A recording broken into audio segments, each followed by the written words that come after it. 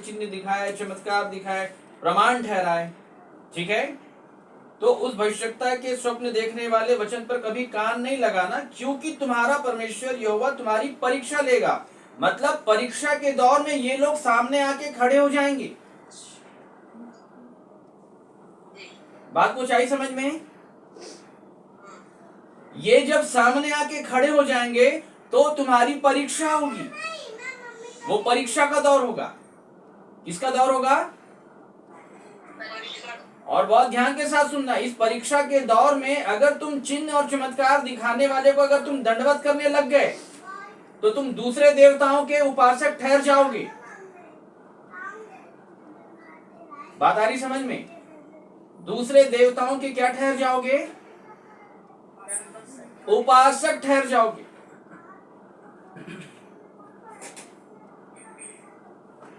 आपको मालूम है जब पौलुस सेवकाई कर रहा था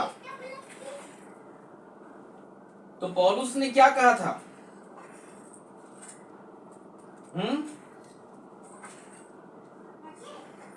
पौलुस ने क्या कहा था? सुनिएगा ध्यान से। प्रेरितों के काम 20वां अध्याय, और आज यही सब चल रहा है वर्तमान काल, इसलिए मैं इस वचन के ऊपर बोलना चाह रहा हूं। बहुत ध्यान के साथ सुनिएगा। प्रेरितों के काम 20वां अध्याय 20 का 28 से पढ़िएगा।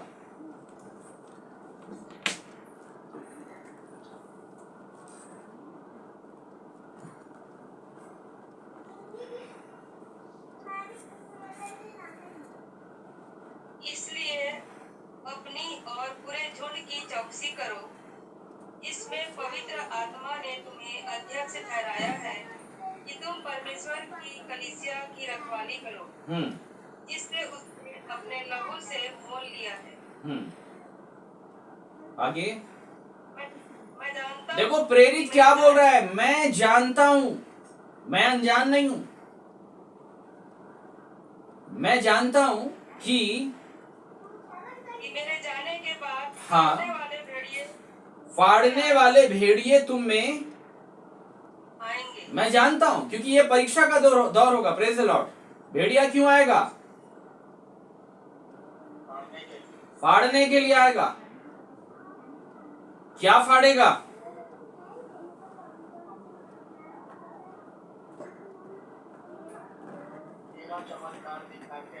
वचन। वचन जोरों के आगे मोती मत डालो, वे उसको क्या कर देंगे?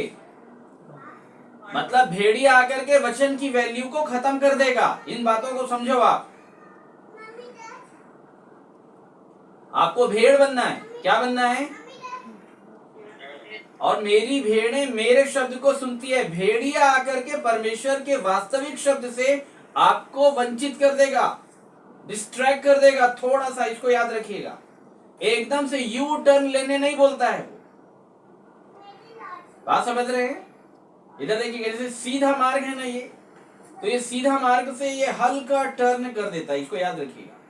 अब ये हल्का टर्न होकर के और कितना टर्न होते जाएगा आगे से आपको पता नहीं चलेगा। ये यू टर्न आपको वहां से वापस लेके चले जाएगा मिस्र की ओर। बहुत ध्यान के साथ समझिएगा। और पौलुस ये बोल रहा है मैं जानता हूं, मैं अनभिज्ञ नहीं हूं, मुझे इस बात की पूरी जानकारी है, क्योंकि मुझे नियम मालूम है कि मेरे जाने के बाद फाड़ने वाले भेड़िए तुम में आएंगे जो झुंड को नहीं छोड़ेंगे। समझना बड़े ध्यान के साथ। और आगे तुम्हारे ही बीच में ऐसे मनुष्य उठेंगे। तुम्हारे ही बीच में, जैसे पुराने नियम में भी इस्राएलियों के बारे में बोला गया, यदि तुम्हारे बीच में कोई नबी, कोई भविष्यता, स्वप्न देखने वाला, चिन्ह या चमत्कार दिखाने वाला तुम्हारे बीच में उठे और यदि तुम उसको मानने लग जाओ, इसको याद रखना, तो कहीं ना कहीं तुम पराये देवताओं के उपासक ठहर जाओगे। जबकि परमेश्वर ये चाहता है कि तुम सारे मन, सारे प्राण, सारी बुद्धि, सारी ताकत से मुझसे प्रेम रखना। लेकिन तुम्हारे बीच में ऐसे मनुष्य उठेंगे जो चेलों को अपने पीछे खींच लेने को कैसी बात कहेंगे? टेढ़ी-मेढ़ी बातें कहेंगे। हाँ बोलिए, कैसी बातें? टेढ़ी-मेढ़ी बातें। टेढ़ी-मेढ़ी बातें कहेंगे। और इसलिए जागते रहो और स्मरण करो कि मैंने 3 वर्ष मार्च तक रात दिन आंसू बहा बहा कर हर एक को चेतावनी देना न छोड़ा। देखो अब ध्यान के साथ समझना, इसलिए क्या बोल रहा है, जागते रहो। क्या करते रहो? और वचन को पकड़े रहना।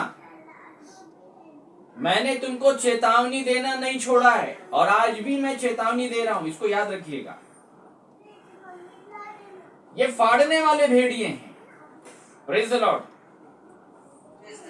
कैसे भेड़िए हैं? ये फाड़ने वाले जो भेड़िए हैं, ये किसको कहा गया फाड़ने वाले भेड़िए?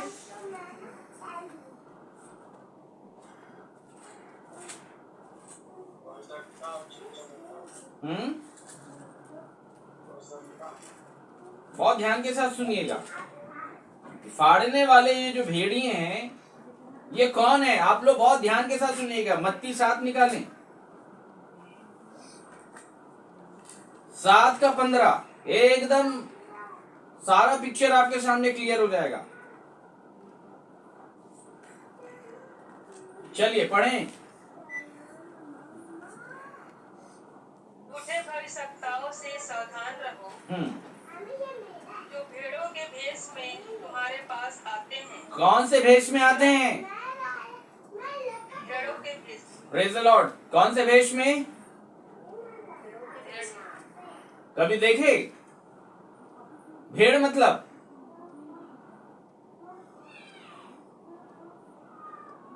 भेड़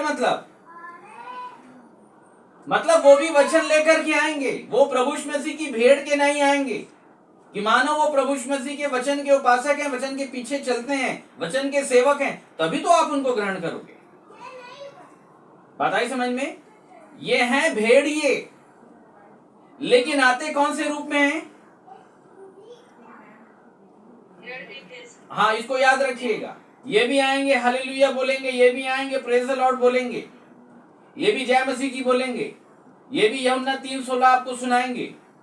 लेकिन अंतर होगा भाई साहब, तुम उनके पीछे नहीं चले जाना। बात समझना ध्यान के साथ। झूठे भविष्यवक्ताओं से सावधान रहो। अब ये भविष्यवक्ता कहां से आएंगे? तो वो पहले ही बोल दिया गया है, ये तो इतिहास है। ये तो इजरायली जब यात्रा कर रहे थे, वहां पे भी बोल दिया गया कि ये तुम्हारे बीच में से निकलेंगे, उठेंगे। लेकिन वो परीक्षा का दौर होगा। कौन सा दौर? परीक्षा का। क्या बोला था प्रभु यीशु मसीह ने वचन बीज बोने वाले दृष्टांत? कि लोग सुनते तो हैं, बड़े आनंद के साथ ग्रहण करते हैं, लेकिन परीक्षा के समय बहक जाते हैं, लिखा है। क्या हो जाते हैं? ऐसा ना हो कि तुम बहक कर दूसरी शिक्षाओं के पीछे चले जाओ। बात आ रही समझ में? विषय बहुत बड़ा है, और इसलिए इन बातों को आज आप समझना, एकदम गांठ बांध लेना कि परमेश्वर बोलना क्या चाह रहा है। और ये भविष्यवक्ता बाहर से नहीं आएंगे, ये तुम्हारे बीच में से उठेंगे। कहां से उठेंगे? तुम्हारे बीच में से, विश्वासियों के बीच में से उठेंगे। और जो बीच में से उठेगा वो भी यही कहेगा कि मुझे परमेश्वर ने बुलाया,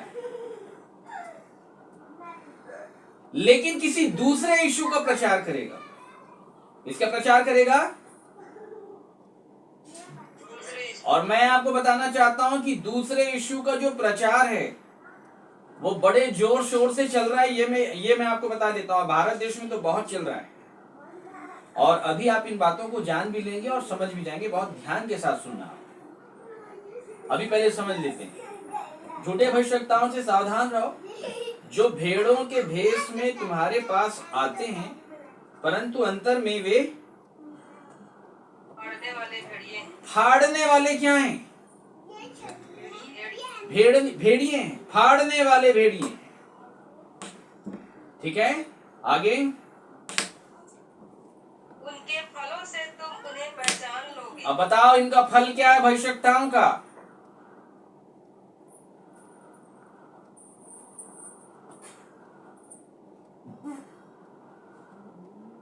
सुनीता सिस्टर, फल क्या है भविष्यवक्ताओं का?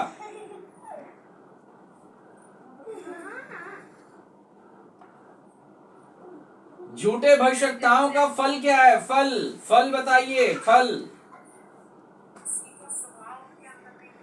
नहीं नहीं नहीं, ये तो कॉमन वाली बात है, इससे फर्क नहीं पड़ना है।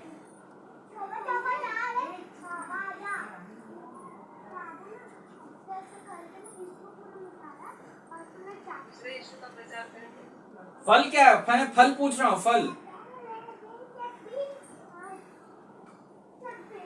झूठे भविष्यताओं लिखा है, तुम उसके फल से पहचान लोगे। किसे पहचान लोगे? फल। अब मैं आपको बताना चाहता हूं कि क्या फल है। सुनना, आगे ही लिखा हुआ है, पढ़ें। क्या लोग झाड़ियों से अंगूर या कटारों से अंजीर तोड़ते हैं? बात कुछ आई समझ में? क्या लोग झाड़ियों से अंगूर अंगूर या और कटारों से अंजीर तोड़ते हैं क्या? मतलब बोलना क्या चाह रहा है परमेश्वर? बोलना क्या चाह रहा है?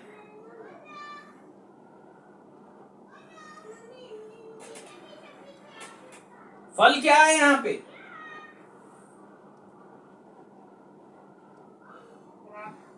झाड़ियों में क्या अंगूर आता है? नहीं। मतलब बात आई समझ में? झूठे भविष्यता तुमको झाड़ी बना देंगे। तुम्हारे जीवन में अंगूर नहीं आएगा, और बाइबल में अंगूर की बारी का जिक्र है। अंगूर आना चाहिए, बाइबल में अंजीर का जिक्र है, अंजीर आना चाहिए। लेकिन कहीं झूठे भविष्यता के फेर में अगर आ गए तो इनकी जो शिक्षा है वो झाड़ी बनाने वाली है, और झाड़ी बनाने वाली शिक्षा में अगर तुम फंस गए तो तुम भूल जाना, तुम्हारे जीवन में कभी अंगूर दिखाई नहीं देगा। तुम भूल जाना कि तुम्हारे जीवन में अंजीर कभी दिखाई नहीं देगा। बात आ रही समझ में? अंजीर नहीं दिखाई देगा। तो झूठा भविष्यता जो है वो आपको झाड़ी में तब्दील करेगा। इसमें तब्दील करेगा, ठीक है।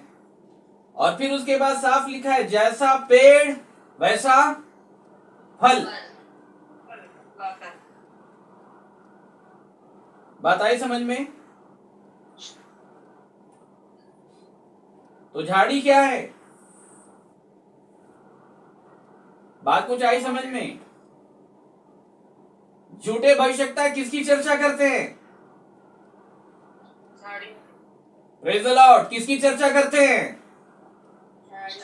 देखिए वचन का भेद कैसे खोल रहा है परमेश्वर इस अंत के दिनों में। आप लोग को बुलाना चाह रहा है, समय है, आ जाओ, नहीं तो नहीं मिलेगा। मैं बार बार बोलता हूं, कुर्सियां सीमित है और बलवान लोग उसको लपक के पकड़ लेते हैं।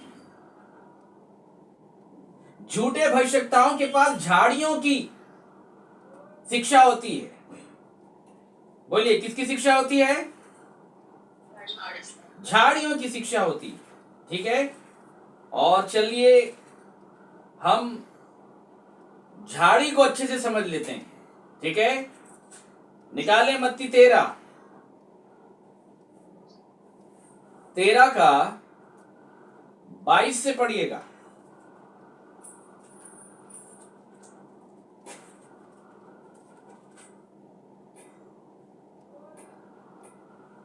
जो झाड़ियों में बोया गया वह है जो वचन को सुनता है, पर इस संसार की चिंता और धन का धोखा वचन को दबाता है। देखो झाड़ी में क्या शिक्षा है।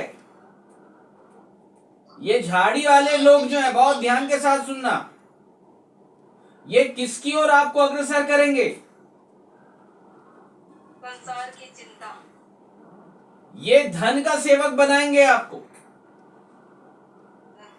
किसका सेवक? और प्रभु यीशु मसीह ने पहले से ही ये कह दिया था कि तुम परमेश्वर और धन दोनों की सेवा नहीं कर सकते, क्योंकि एक को तुच्छ जानोगे और एक से मिले रहोगे। तो एक को तुच्छ जानना मतलब परमेश्वर के वचन को तुच्छ जानना। और यहां झाड़ी वाले भविष्यता को आज लोग प्राथमिकता बहुत देते हैं। वचन की प्राथमिकता नहीं। मरकुस 4 निकालें, 4 का 18 पढ़ें। सुनिएगा ध्यान से, यहां क्या कहता है।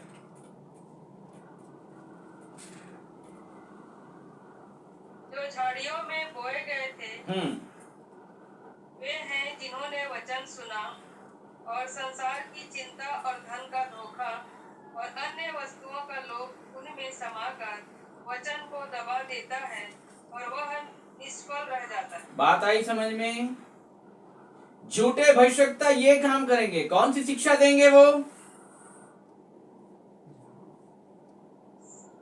वो चिंता में डालेंगे आपको। बोलिए किस में डालेंगे?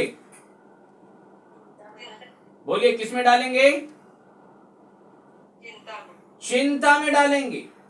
बहुत ध्यान के साथ सुनिएगा, ठीक है? और किस में डालेंगे? धन के धोखे में।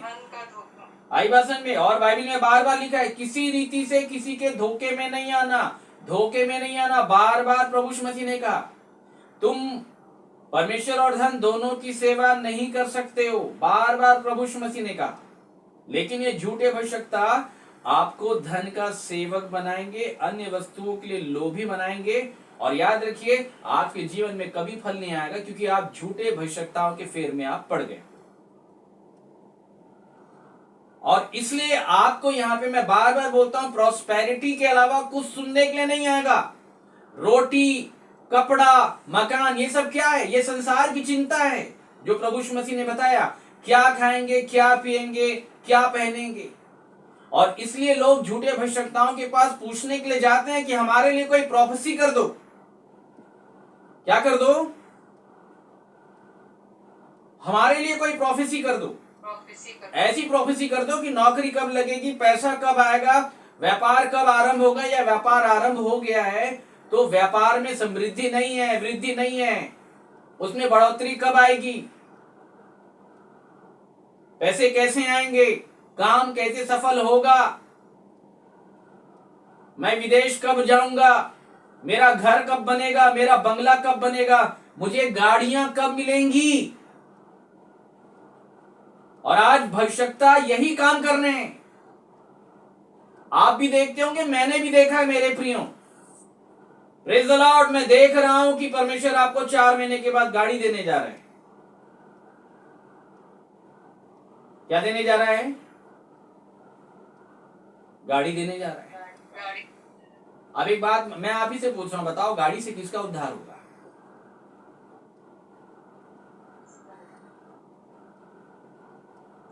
जल्दी बताओ।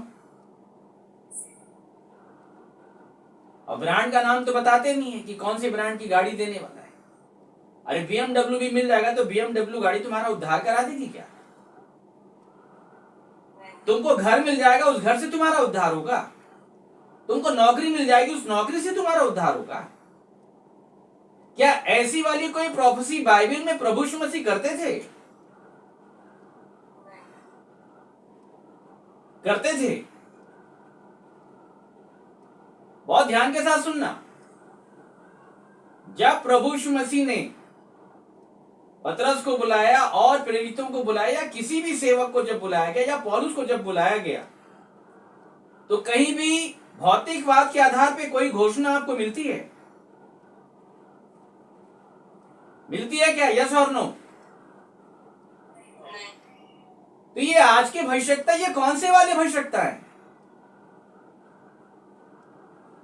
और ये कौन सी वाली आत्मा काम कर रही है? इसको ध्यान के साथ समझो। हमको तो मालूम है परमेश्वर नहीं है, ये मैं आपकी जानकारी के लिए मिल रहा हूं कि आपको जानकारी मिले इस बात की। ये कौन सी वाली आत्मा है? ये तो परमेश्वर की आत्मा की रीति नहीं है। बाइबल में लिखा है हर आत्मा की प्रतीति मत करो। तुमको पैरामीटर मालूम होना चाहिए, प्रभु यीशु मसीह का तरीका मालूम होना चाहिए। बात आ रही समझ में आप लोग? प्रभु यीशु मसीह तो ऐसी वाली प्रोफेसी नहीं करते थे कि मैं देख रहा हूं कि 4 महीने के बाद तेरी नौकरी लग जाएगी, मैं देख रहा हूं कि तुम्हारे बच्चे जो हैं वो बड़े पदों के ऊपर पहुंच जाएंगे, मैं देख रहा हूं कि तुम्हारे बच्चे परीक्षा में अच्छे अंकों से पास हो जाएंगे, मैं देख रहा हूं तुम्हारी शादी नहीं हुई है, तुम्हारी शादी हो जाएगी, मैं देख रहा हूं अच्छा, बहुत सारे लोगों को तो बड़े बड़े मिशन के अंदर में ये बातें बोली जाती है कि अभी से अपने लाइफ पार्टनर के लिए प्रेयर करना चालू करो। अरे कहां फंसा रहे हो उनको? ये थोड़ी लिखा है बाइबल में। बाइबल में साफ लिखा है लाइफ पार्टनर की खोज में जाना पाप है। विवाह आदर के योग्य बात है, अगर कोई विवाह नहीं करने की सलाह देता उसकी भी नहीं सुनना, लेकिन यह भी पौलुस ने कहा कुरिन्थियों की पत्री में कि विवाह की खोज में जाना क्या है? पाप है, क्योंकि खोज बस केवल एक ही बात की होगी। बोलिए किसकी? रोटी, कपड़ा और करोगे इसी की खोज। अरे खोज इसकी नहीं होगी, खोज केवल एक ही बात की होगी, उसके राज्य और धर्म। Praise the Lord.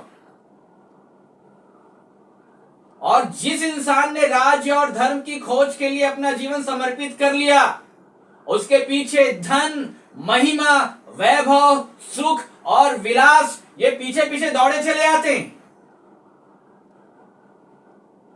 तुमको इनके पीछे जाने की आवश्यकता नहीं है। प्रभु यीशु मसीह ने कहा तुम्हारा मूल्य इनसे बड़ा है, और अगर तुम बड़े हो तो छोटी चीजें तुम्हारे पास आएंगी। बड़ा छोटे के पास नहीं जाता, लेकिन तुमने अपने आप को छोटा कर लिया, तुम्हारे लिए ये चीजें बड़ी हो गई, तो ये चीजें तुमको अपने पास खींच लेंगी। इन्हीं बातों को प्रभु यीशु मसीह ने समझाया। अपने मूल्य को जानो, तुम्हारा मूल्य बड़ा है। मैं तो समझ गया, आप भी समझ जाओ।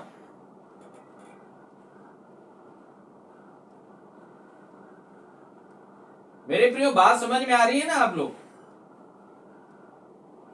अंत के दिन के मुहाने के ऊपर आप खड़े हो, और इस बात को बड़े ध्यान के साथ सुन लो, बड़े ध्यान के साथ समझ जाओ। तो ये जो भविष्यवक्ता हैं, बहुत ध्यान के साथ सुनिएगा, ये चिन्ह और चमत्कार दिखाएंगे। क्या दिखाएंगे? और लिखा है हो सके तो चुने हुए लोगों को ही भरमा देंगे।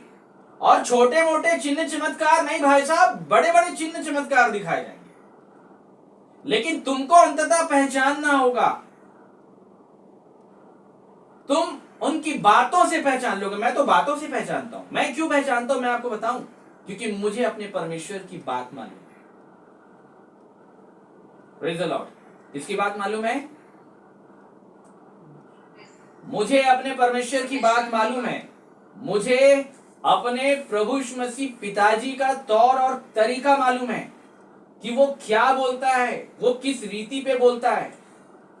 और जो कोई उसी सांचे में बोलता है, मैं जान लेता हूं कि ये हमारा भाई है। और जो उस सांचे से बाहर है, वो बिल्कुल एक ही बार में दिख जाता है। एक ही बार में सामने वाले व्यक्ति ने 4 लाइन बोला, उसका बायोडाटा हमको मिल जाता है कि ये कौन व्यक्ति है। और ये दूसरे यीशु का प्रचार है। इसको प्रेरितों के काम में पौलुस ने बार यीशु का प्रचारक बताया। इसका प्रचारक बार यीशु। और ये जो बार यीशु है, बहुत ध्यान के साथ सुनिए, बार यीशु। ये जो बार यीशु है, लिखा है ये परमेश्वर के मार्गों को टेढ़ा करता है। क्या करता है? और पौलुस ने यही बताया, मेरे जाने के बाद तुम्हारे बीच में से लोग, ये बार यीशु वाले लोग पैदा होंगे और ये टेढ़ी मेढ़ी बात कहेंगे। मतलब परमेश्वर के सीधे मार्ग को ये टेढ़ा करने का प्रयास करेंगे, और तुम इनके पीछे नहीं जाना। बात समझ रहे हैं मेरे पे? क्योंकि ये संसार की नाशवान वस्तु है। कौन सी वस्तु है? नाशवान। अरे पौलुस ने बताया इन बातों को, यदि तुम इसी जीवन में मसीह से आशा रखते हो, इसी जीवन में, इसी पृथ्वी के जीवन में, जब तक तुम जीवित हो, कि रोटी दे दे, कपड़ा दे दे, मकान दे दे, नौकरी दे दे, विवाह है, ये है, वो है, सब कुछ दे दे, अगर तुम केवल इसी जीवन में आशा रखते हो तो तुमसे बड़ा भागा कोई नहीं है। अरे एक अविनाशी परमेश्वर से तुम नाशवान वस्तु मांगते हो। कुछ समझ है तुमको? कोई समझ है? अविनाशी परमेश्वर से अविनाशी चीज मांगो। अवश्य है ये नाशवान अविनाश को पहन लेगा, लिखा है। अविनाश को पहनो ना। ये नाशवान नाशवान को पहन रहा है। ये नाशवान नाशवान को पहनने के कारण शरीर बीमार हो रहा है। रोटी, कपड़ा, मकान, चिंता, चिंता तुमको खाए जा रही है, तुम्हारी आत्मा को खराब कर दी, तुम्हारे शरीर को खराब कर दी चिंता। संसार के वैद्य बोलते हैं चिंता करते करते तुम गलते जा रहे हो, तुम्हारी हड्डियां गलते जा रही। यही बात तो प्रभु यीशु मसीह ने कही कि तुम चिंता करके अपनी आयु को एक घड़ी भी नहीं बढ़ा सकते, तो अन्य बातों की चिंता क्यों करते हो? तुम एक सफेद बाल को काला नहीं कर सकते, एक काला बाल उजला नहीं होगा तुम्हारे चिंता करने से। क्या कहा प्रभु यीशु मसीह ने? इसके मायने क्या है? तुम्हारे चिंता करने से काला बाल उजला नहीं होगा, जब उजले होने का टाइम आएगा तो वो हो जाएगा। तो बात समझ में आ रही मेरे प्रिय? ये हैं फाड़ने वाले भेड़िए, झूठे भविष्यवक्ता, जो आज गिनती नहीं है, और सब आकर के रोटी कपड़ा मकान, रोटी कपड़ा मकान, मुझे परमेश्वर तुम्हारे बारे में ये बता रहा, मुझे परमेश्वर तुम्हारे बारे में ये दिखा रहा है। बात आई समझ में?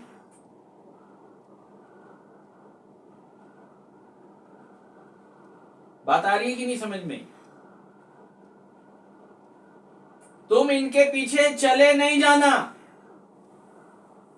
ये फाड़ने वाले भेड़िए हैं और ये तुमको झाड़ी बना देंगे, और जब झाड़ी बना देंगे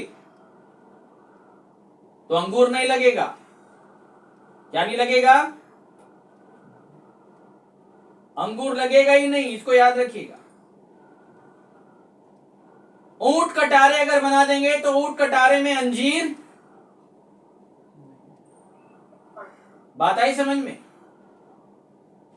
ऊंट कटारे नहीं, ऊंट कटारे नहीं आनी चाहिए। क्या नहीं आनी चाहिए?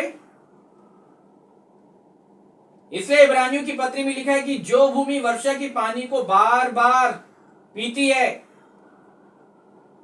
अगर वो दूसरे लोगों के लिए साग पात अगर उपजाती है तो ठीक है, और अगर ऊंट कटारे अगर उगाती है तो श्रापित होने पर है, और उसका अंत जलाया जाना है।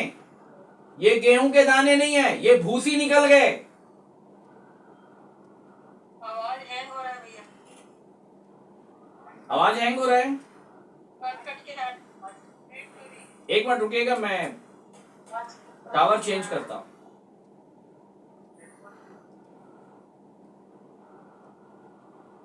आवाज कट रही है भैया।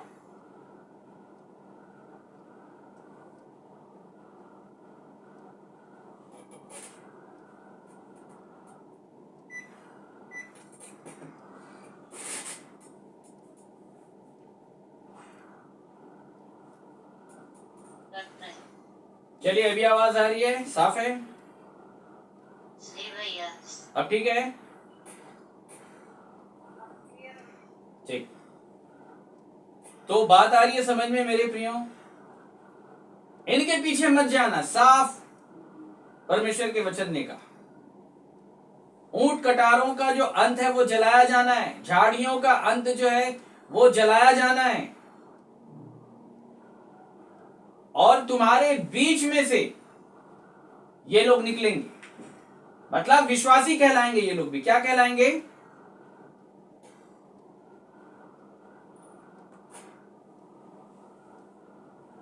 आवाज आ रही है मेरी? सुन पा रहे हैं सभी?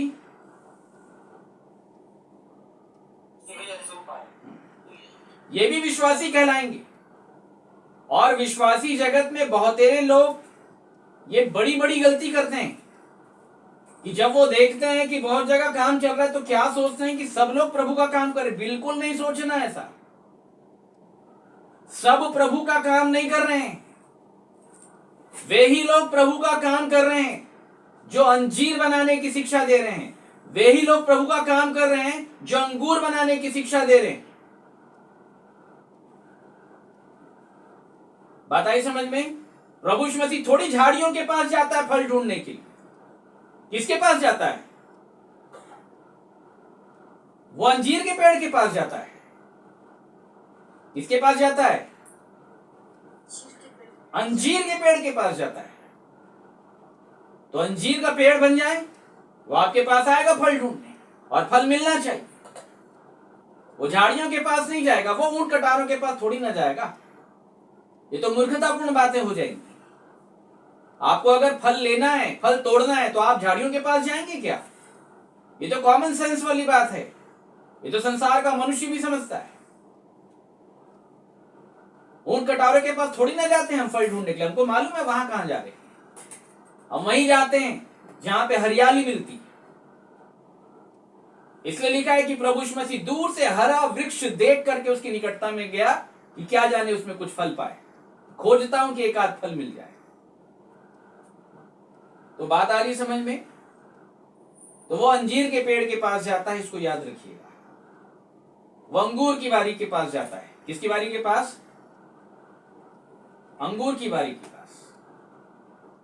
लेकिन अगर भविष्यताओं की शिक्षाओं के फेर में अगर पड़ गए तो कुछ नहीं आएगा। इन बातों को ध्यान के साथ समझ जाए।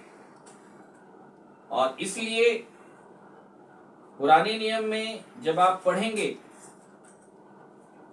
तो ये बातें बार बार आपको मिलेगी। झूठे भविष्यताओं के बारे में बार बार ये बातें आपको मिलेंगी।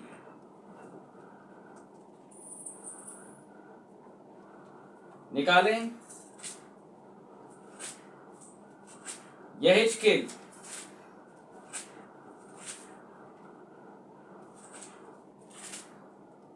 सुनिएगा ध्यान से। यहेजकेल की पत्री में परमेश्वर का वचन ये कहता है, उन झूठे भविष्यताओं से सावधान रहो। किसे सावधान रहो? झूठे भविष्यताओं से सावधान रहो। ये यहोवा का नाम लेकर के, यहोवा के मुख की नहीं, अपने ही मुख की बातें कहते हैं। और ये दर्शन का दावा करके, किसका दावा करके? हाँ, दर्शन का दावा करके यहोवा के मुख की नहीं, अपने ही मुख की बात कहते हैं। इनसे तुम सावधान रहो, क्योंकि ये झूठे भविष्यवक्ता हैं। कैसे भविष्यवक्ता हैं? ये झूठे भविष्यवक्ता हैं। झूठे भविष्यवक्ताओं से एकदम सावधान रहो। बाइबिल बार बार इन बातों को कहती है मेरे प्रियो। मैं वो रेफरेंस आपको खोल करके बताना चाह रहा हूं, इसको सुनिएगा बहुत ध्यान के साथ। यहां से निकालिएगा, माफ कीजिएगा, यिर्मयाह की पत्री 23वां अध्याय उसका 16वां पद सुनिएगा ध्यान के साथ। यिर्मयाह 23 उसका 16।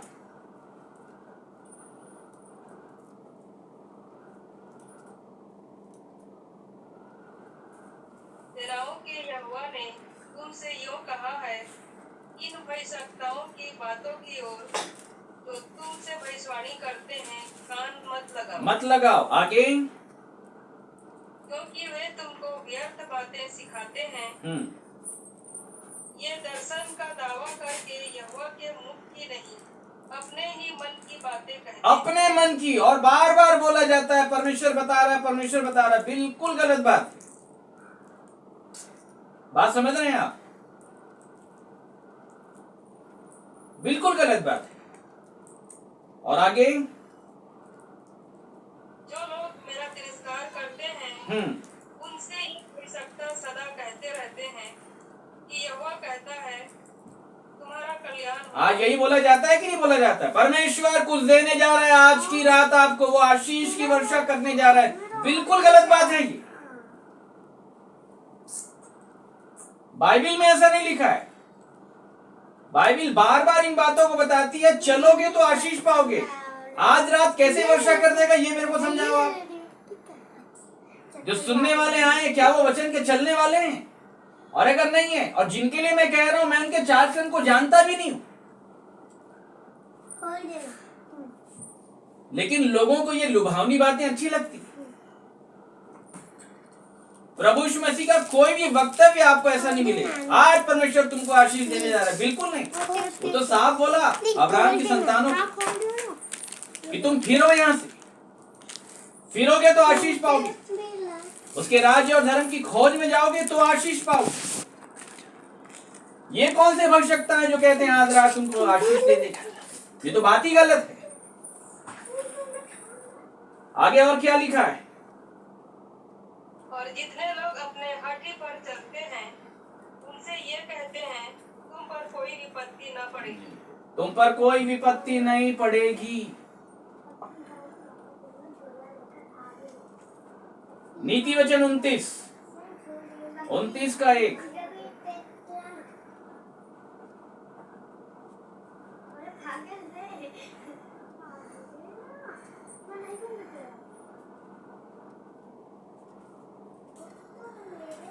उनतीस का बार-बार डांटे जाने पर भी हट करता है, वह अचानक नष्ट हो जाएगा और उसका कोई भी उपाय काम न आएगा। अरे परमेश्वर तुमको डांट लगाना चाह रहा है, तुम हट करते हो, तुम अपनी इच्छा के आधार पे चल रहे हो, अपनी शारीरिक लालसा विलासा को पूरा करने के लिए तुम चल रहे हो, तुम जी रहे हो, तुम नष्ट हो जाओगे। विपत्ति तुम्हारे ऊपर आएगी। शिलो का गुम्मट कभी भी गिर जाएगा, जो प्रभु यीशु मसीह ने बताया। मन फिरा लो जल्दी से इन बातों से, इनके फेर में मत रहो, नहीं तो तुम नाश हो जाओगे। 21 पढ़े इसी का, यिर्मयाह 23 का 21 पढ़े।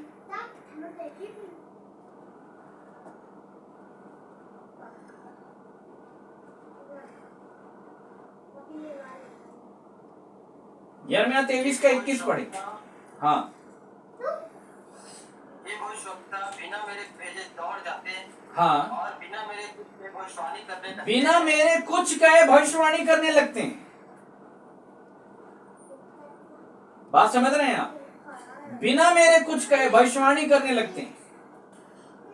और यदि ये मेरी शिक्षा में स्थिर रहते तो मेरी प्रजा के लोगों को मेरे वचन सुनाते और वे अपनी बुरी चाल और कामों से फिर जाते। ये भविष्यवक्ता खुद मेरे वचन को जानते नहीं है, मानते नहीं है, उसमें स्थिर नहीं है बिल्कुल। अगर ये मेरे वचन को मानते, स्थिर रहते, तो मेरी प्रजा के लोग को मेरा वचन सुनाते, अपना थोड़ी ना सुनाते। और वे कब के अपनी बुरी चाल और कामों से फिर जाते।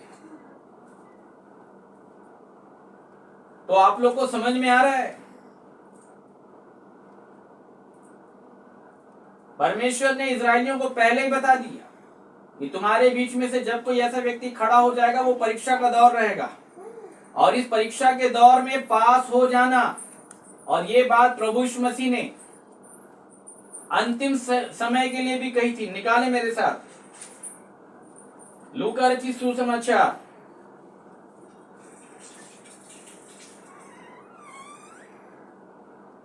21 का 10 से पढ़िएगा, 7 से पढ़िए, 7 से। उन्होंने उससे पूछा, हे गुरु, यह सब कब होगा? हाँ, और ये बातें जब पूरी होने पर होंगी तो उस समय का क्या चिन्ह होगा? अच्छा, वे एकदम बहुत सावधानी के साथ सुनना जो मैं अब कुछ बोलने वाला हूं। ये बातें कब होंगी और जगत के अंत का उस समय का क्या चिन्ह होगा? तो प्रभु यीशु मसीह ने क्या कहा? उसने कहा, चौकस रहो कि भरमाए न जाओ। हाँ, क्योंकि बहुत से मेरे नाम से आकर कहेंगे मैं वही हूँ, और यह भी कि समय निकट आ पहुंचा है। तुम उनके पीछे न चले जाना। उनके पीछे नहीं जाना। बात आ गई समझ में? उनके पीछे तुमको नहीं जाना है, क्योंकि ये झूठे भविष्यवक्ता हैं। कैसे भविष्यवक्ता है? झूठे भय। बहुत ध्यान के साथ समझिएगा। उनके पीछे नहीं जाना। आज लोगों को लग रहा है भीड़ बहुत कहीं ज्यादा है तो वहां प्रभु है। बिल्कुल नहीं है, मैं बता दे रहा हूं, बिल्कुल नहीं है, 1% भी नहीं है। दूसरे प्रकार की आत्मा काम कर रही है, मैं बार बार बता रहा हूं। जहां प्रॉस्पेरिटी की चर्चा है, जहां उद्धार के प्रकाशन की बात नहीं है, जहां पतरस जैसी बोली भाषा नहीं है, जहां पौलुस जैसी बोली भाषा नहीं है, जहां प्रेरित वाली बोली भाषा नहीं है, वहां से सावधान हो जाओ। वो मां नहीं है, वो आपको दूध नहीं देगी। प्रभु यीशु मसीह ने क्या बताया? बहुत तेरे लोग आएंगे, भरमाए ना जाओ। अब आगे, जब तुम लड़ाइयों लड़ाइयों और बलों की चर्चा सुनो तो घबरा न जाना, क्योंकि इनका पहले चुना अवश्य है। बस रुक जाओ, सब इधर देखिएगा, बस रुकिए, इधर देखिएगा सब। जब तुम लड़ाइयों और बलवों की चर्चा जब तुम सुनो तो तुम घबरा न जाना। हाँ, मतलब अंत के समय में तुम्हारे साथ क्या होगा?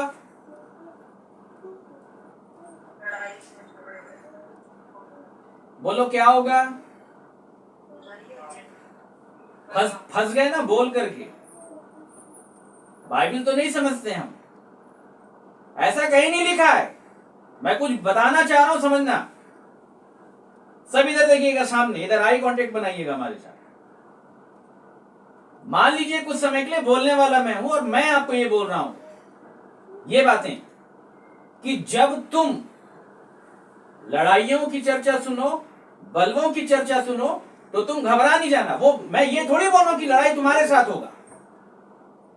लड़ाई होगा कहीं और, तुम उसको देखोगे, उसकी खबर सुनोगे, तुम नहीं घबराना। आज लड़ाई चल रही है कि नहीं चल रही है? भिलाई, दुर्ग और सब जगह चल रही है कि नहीं चल रही है? मेरे साथ तो नहीं हुई है लड़ाई, इधर चल रही है। बहुत ध्यान के साथ सुनना। हम चतुराई के साथ प्रचार करते हैं, मूर्खतापूर्ण तरीके से नहीं करते हैं। तुम अपराध करके घूसे खा रहे हो। बात कुछ आ रही समझ में? लड़ाई क्यों होगी? लड़ाई के सब्जेक्ट को समझना।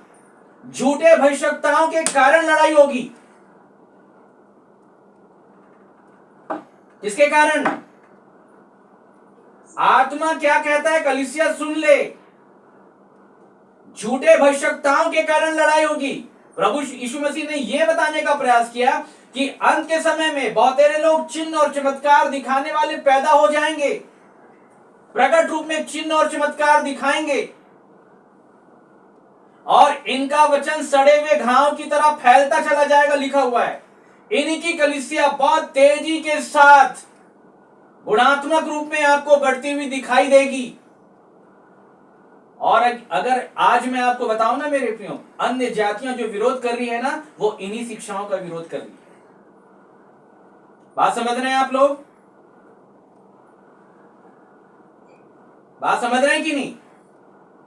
आज जितने भी लोग हैं, अन्य दल के लोग क्या बोलते हैं? वो यही बोल रहे हैं कि ये चिन्ह चमत्कार का दावा करते हैं, ये बीमारियों को ठीक करने का दावा करके बुलाते हैं, हमारे पास आ जाओ, तुम्हारे पास नौकरी नहीं है, परमेश्वर नौकरी दे देगा। वो भिलाई वाला जो केस हुआ था जिसमें ज्योति शर्मा ने एक पास्टर को थप्पड़ मारा था, उसकी कहानी मालूम है आपको?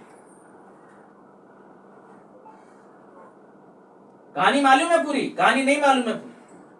वो कहानी क्या थी वो मैं आपको बता रहा हूं, ध्यान के साथ सुनिएगा। कम से कम 15 से 20 लोगों का समूह भिलाई के एरिया में प्रवेश करता है और वो 15 से 20 लोग, जिसमें लड़के भी हैं और लड़कियां भी हैं, ये दो दो हो करके अलग अलग गलियों में बढ़ जाते हैं। बहुत ध्यान के साथ सुनना। और ये आपको भी मालूम है कि हमारे गली या मोहल्ले में कोई भी नए व्यक्तियों का अगर झुंड आता है तो हम देखते हैं भाई कौन है, नए लोग दिखाई दे रहे। वहां के लोगों ने भी देखा, वहां एक जवान भाई ने देखा, उनको लगा कि शायद मार्केटिंग वाले हैं, क्योंकि मार्केटिंग वाले ऐसे जाते हैं। और जब उसने जाकर के देखा तो उसने ये बताया कि वो घर घर जा करके नॉक करके वो बाइबल के प्रचार के बारे में बात कर रहे थे और ये बोल रहे थे कि आपके घर में कोई रोगी है तो हम प्रार्थना करने के लिए आए हैं, आपके घर में अगर कोई बेरोजगार है हम प्रार्थना कर देंगे। बात समझ रहे हैं? इन बातों को लेकर के हुआ विरोध कि तुम घर घर जा करके इस बात की शिक्षा दे रहे हो। और फिर उसके बाद सारे लोगों को एकत्रित किया गया। फिर उसके बाद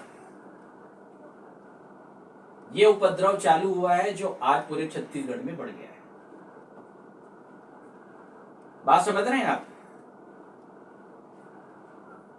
आप लोग बहुत ध्यान के साथ सुनना। बाइबल का जो रेवलेशन है ना, जो प्रकाशन है, वहां प्रचार के तरीके लिखे हुए हैं। बहुत ध्यान के साथ सुनना। बाइबल में प्रचार का तरीका ये बिल्कुल नहीं है कि आप हर घर में जाके नॉक करो। ये तरीका यहोवा विटनेस वालों का है और ये तरीका और दूसरे लोग भी अपना रहे हैं। हर घर में जाकर के नॉक करना मना है, नहीं जाना है। आप बताओ प्रचार के लिए कहां कहां जाना है? आप लोग बताओ, आप लोग क्या सुने हो? प्रचार के लिए कहां जाना होता है? कहां जाना होता है प्रचार के लिए? जल्दी बताओ।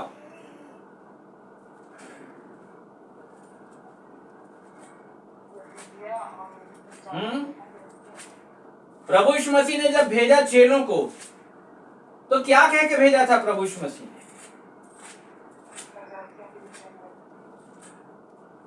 जल्दी बताओ, क्या बोल करके भेजा था प्रभु यीशु मसीह?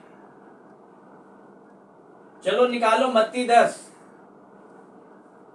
और 10 का 5 से पढ़ना, बहुत ध्यान के साथ सुनना।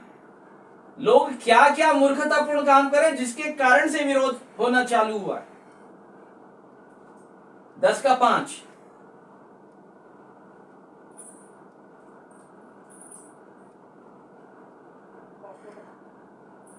इन 12 को यीशु ने यह आज्ञा देकर भेजा, अन्य जातियों की ओर न जाना। आप लोग बहुत ध्यान के साथ सुनना, फिर मैं आपसे काउंटर क्वेश्चन करूंगा।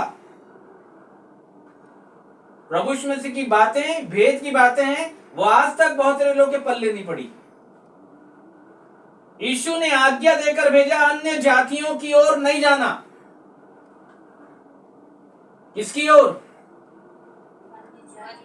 अब मैं आपसे पूछना चाहता हूं, भारत देश की जो जाति है वो अन्य जाति है कि यहूदी जाति? और प्रभु यीशु मसीह ने साफ बोल दिया नहीं जाना। अब क्या करोगे आप? वो तो मना कर रहा है जाने के लिए।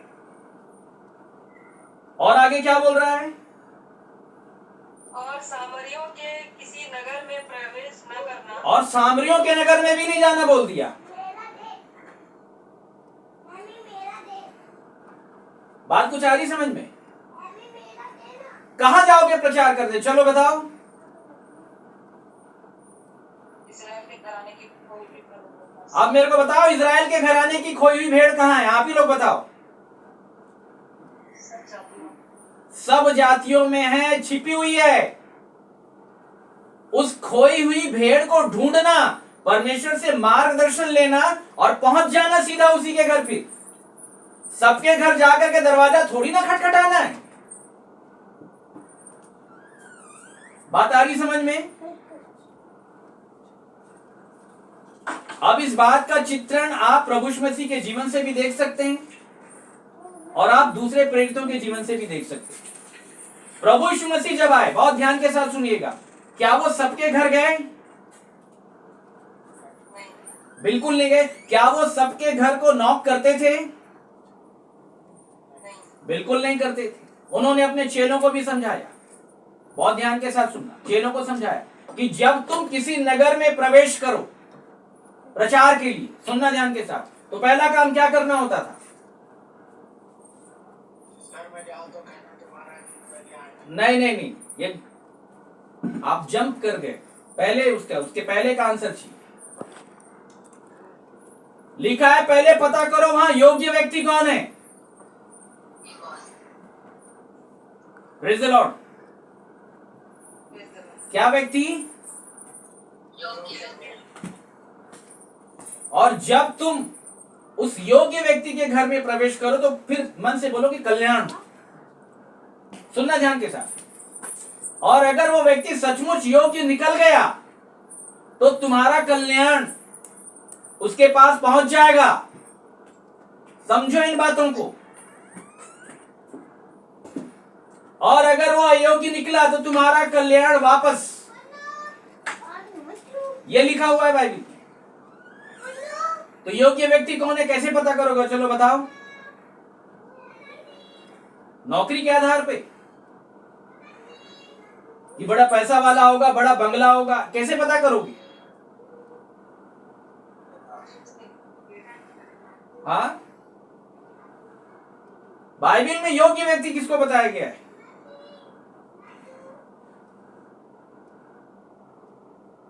योग्य व्यक्ति उसको बताया गया है जो समाज, परिवार, सुनिएगा ध्यान से, परिवार, समाज, जाति और सारे सामाजिक बंधनों से ऊपर उठ के परमेश्वर को ढूंढ रहा है, बाइबिल उसे योग्य व्यक्ति बताती है। इसको याद रखिएगा। योग्यता की क्या परिभाषा है बाइबिल में?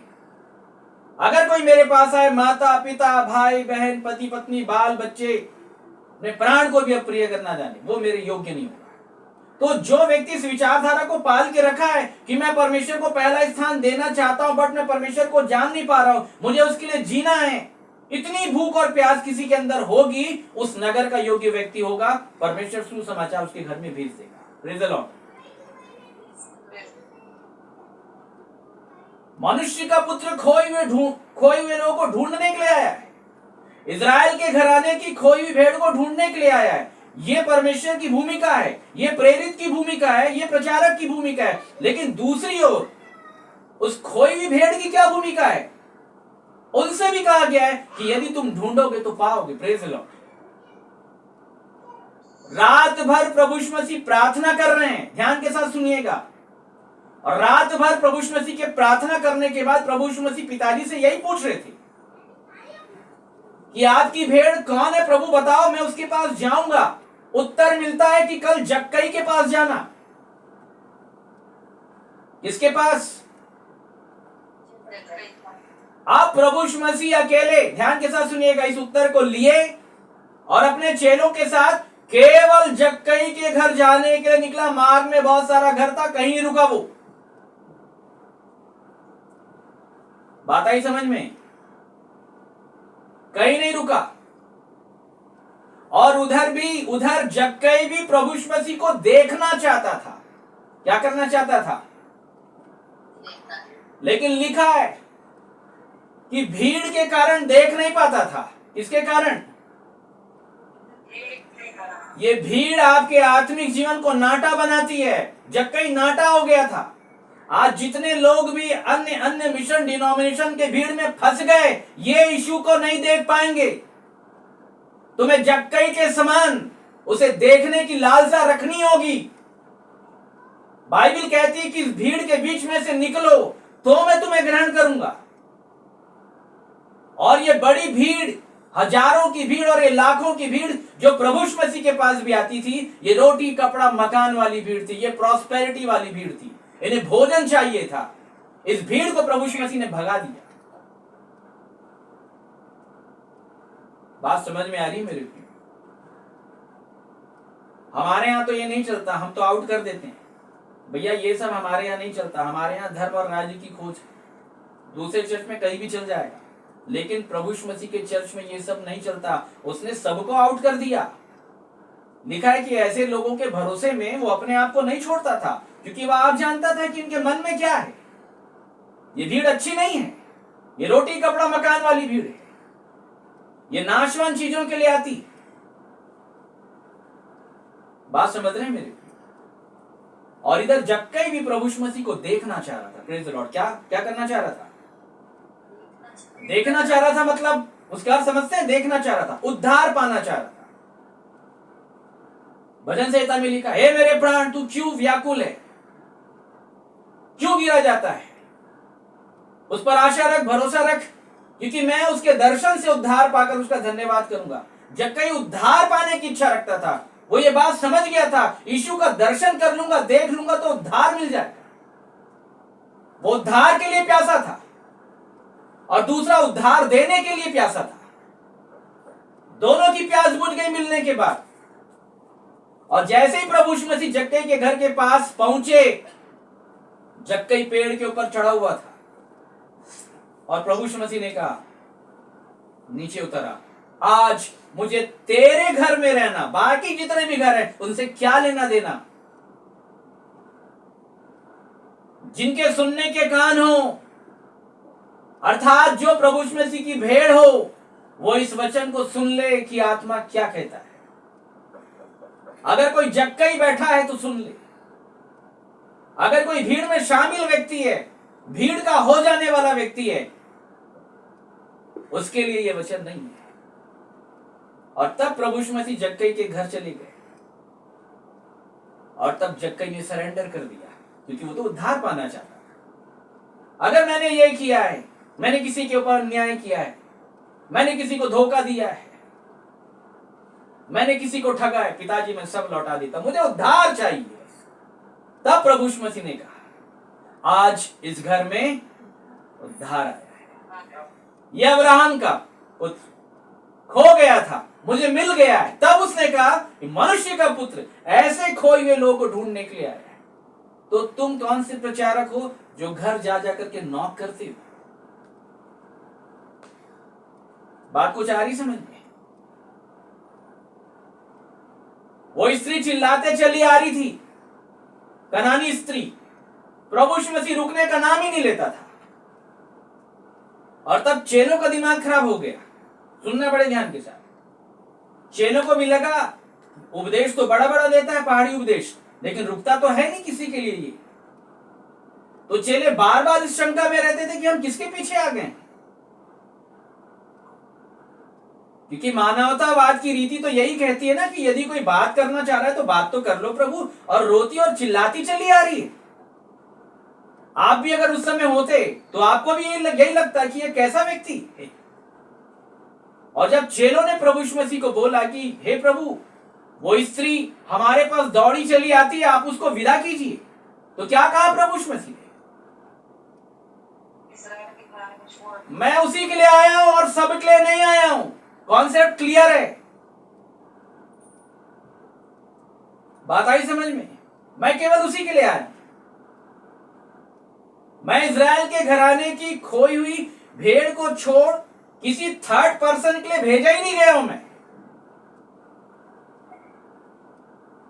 तो प्रचारक कहां जाएगा? थर्ड पर्सन के पास जाएगा कि इज़राइल की खोई हुई घराने के पास जाएगा?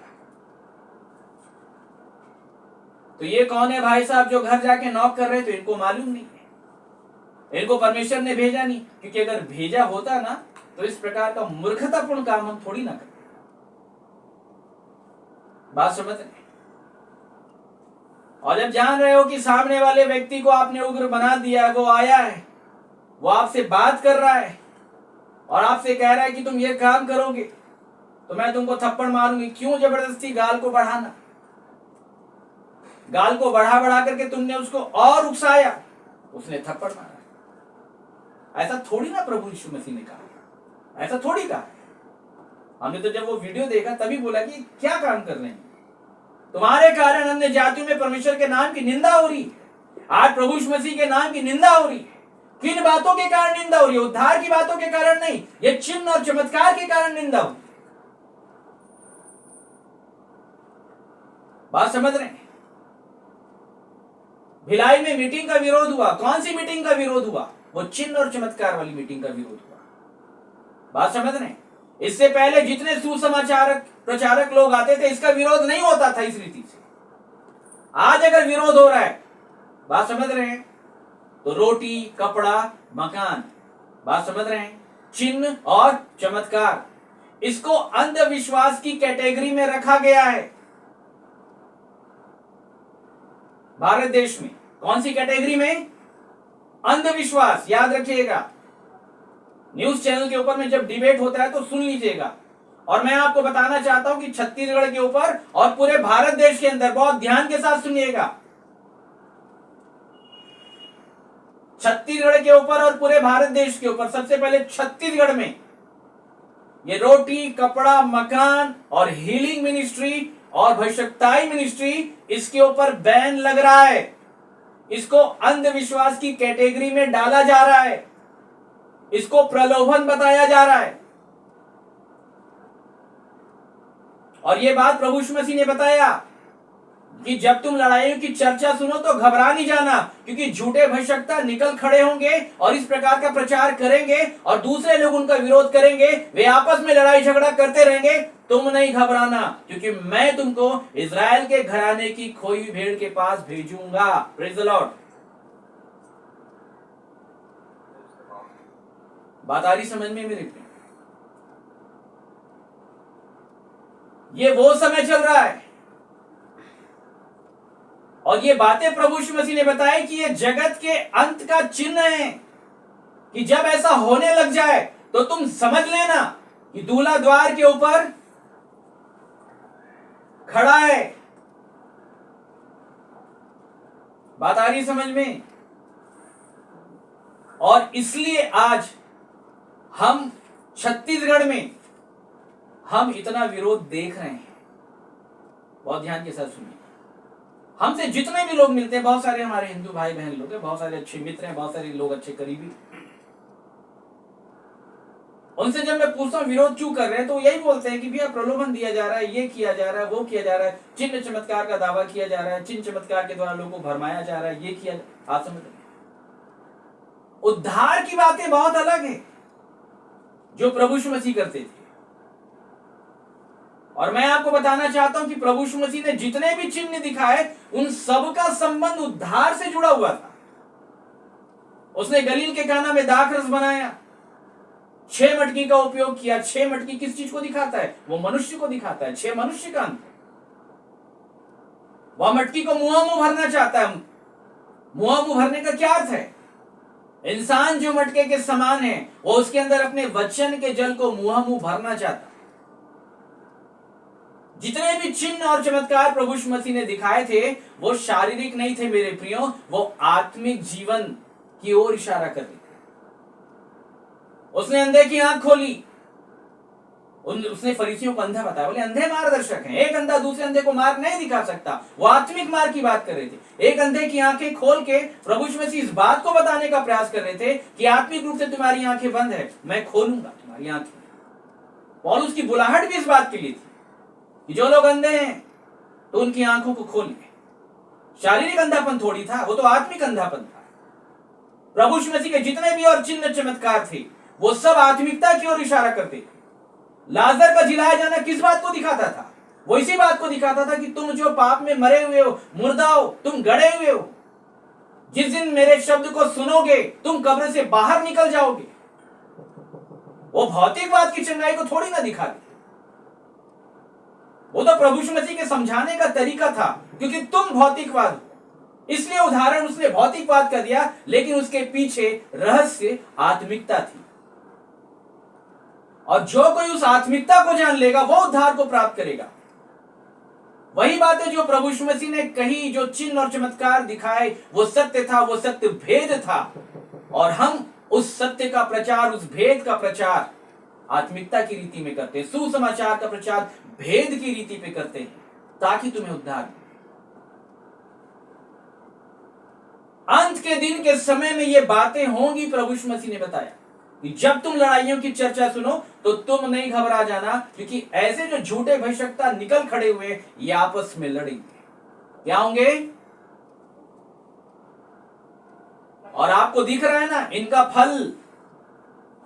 जो लोग इस प्रकार की शिक्षा में हैं, वे लोग अपने जीवन से साबित कर रहे हैं कि पहाड़ी उपदेश को मानने वाले नहीं है। ये ईसाई समाज नहीं मानेगा पहाड़ी उपदेश, ये बता दे रहा हूं।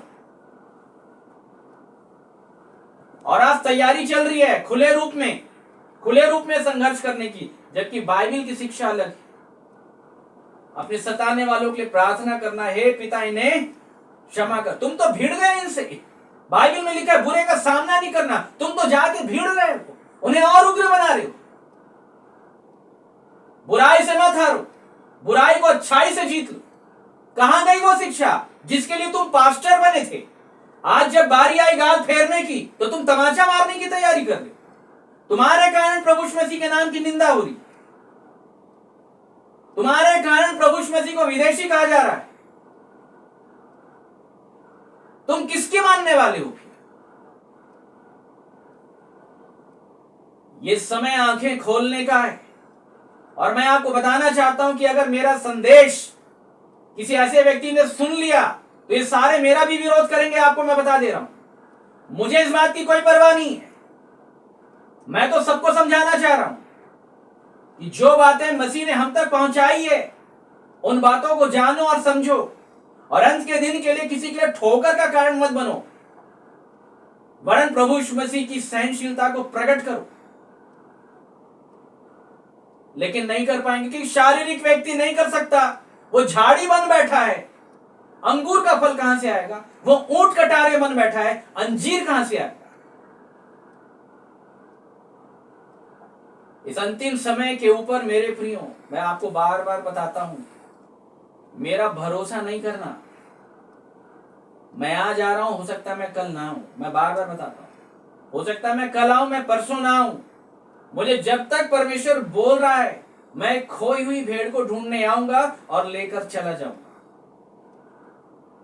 और अगर कोई खोई हुई भेड़ है तो इस बात को सुन ले और इस वचन के महत्व को सुन ले, क्योंकि मैं इन बातों को भी जानता हूं कि ये वचन इस भारी विरोध में फैलने वाला है। प्रेज द लॉर्ड, फैलने वाला है। जो पौलुस कहता है कि हमने भारी विरोध के होते हुए तुमको सुसमाचार सुनाया है, और इसलिए यह वचन पहला अवसर आपको दे रहा है। पकड़ लें, परमेश्वर के राज की कुर्सी में अपनी सीट को पुख्ता कर लें, क्योंकि बहुत सारे लोग जिन्होंने नए जन्म का अनुभव पाया था वे भी भटक चुके हैं। चाहे वो 15 साल के विश्वासी हो, चाहे 20, चाहे 40, उन्हें फिर से नए सिरे से मन फिराने की आवश्यकता है। शारीरिक हो गए, पूर्ण रूप से अलग अलग शिक्षाओं में बढ़ गए, अलग अलग धड़ों में बढ़ गए, इसलिए उनके जीवन में वो अंगूर, वो अंजीर का फल नहीं दिखता। ना कोई प्रेम है, ना कोई मेल मिलाप। इसलिए मेरे प्रियो, समय है, मैंने जो कुछ भी कहा है मसीह के प्रेम में आपके प्रति विवश होकर के कहा है, और इसलिए इन बातों की ओर मन लगाए मेरे। तो परमेश्वर इस वचन के द्वारा आप सभी को बहुत आशीष दे। आप सभी अपनी प्रतिक्रिया रख सकते हैं। प्रेज द लॉर्ड, आप सभी को जय मसीह।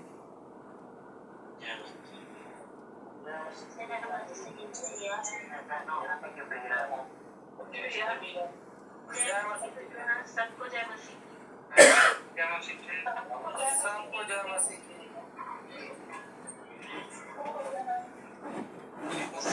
आप सब जय मसीह की भैया। सबको जय मसीह। सबको जय मसीह की। जय मसीह।